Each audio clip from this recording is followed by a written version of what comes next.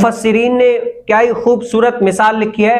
कहा है कि जो बंदा दुनिया के अंदर आप देख लें, अगर आप ककड़ी का बीज डालेंगे ना तो ककड़ी निकलेगी, अगर खीरे का बीज डालेंगे तो खीरा ही निकलेगा, ककड़ी डालें तो खीरा निकले या खीरा डालें तो ककड़ी निकले, ये हो नहीं सकता। जैसा बीज बोएंगे वैसा ही फल पाएंगे, वैसे नहीं है।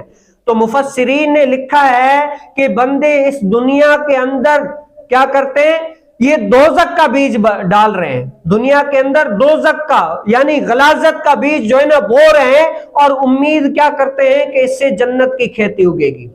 क्या है, बीज कौन सा डाल रहे हैं, सारा बीज जो है ना दोज़ख का डाल रहे हैं, जहन्नम में ले जाने वाला बीज डाल रहे हैं, लेकिन उम्मीदें कितनी है कि इससे जो है ना जन्नती खेत निकलेगा, जन्नती बागात निकलेंगे। ये क्या है, मुफस्सिरीन फरमाते हैं सबसे ज्यादा अहमक बेवकूफ वो लोग हैं जो बीज जहन्नम का डालते हैं और उम्मीद जन्नत की करते हैं कि जन्नत के बागात निकलेंगे। आपको बताऊं, जो कुफार मुशरिकीन तो ये भी ऐसे ही थे ना, कुफार मुशरिकीन आप कुरान में पढ़कर देख लें, ये भी ऐसे ही थे।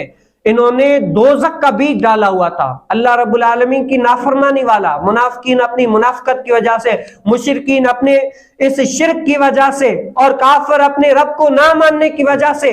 लेकिन वो काफिर मुनाफिकीन मुशरिकीन क्या समझते थे, हम जिन माबूदों की इबादत कर रहे हैं बिल्कुल सही कर रहे हैं, अपने तहत वो अपने आप को परफेक्ट समझते थे कि हम बिल्कुल सही है। लेकिन क्या है, अल्लाह रब्बुल आलमीन ने उनका नामो निशान मिटा दिया। कहे तुम्हारी ये खेती जो तुम लोगों ने डाली है, जब तक तुम्हारी सांस है तब तक तो तुम्हें फायदा हो सकता है दे, लेकिन जब चले जाओगे तब तुम्हारी ये खेती किसी काम की नहीं होगी।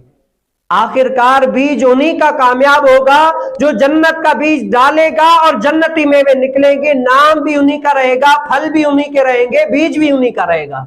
तो आज गौसे पाक का नाम क्यों है, इन्होंने जन्नती बीज बोया। साहबा का नाम क्यों है, इन्होंने जन्नती बीज बोया।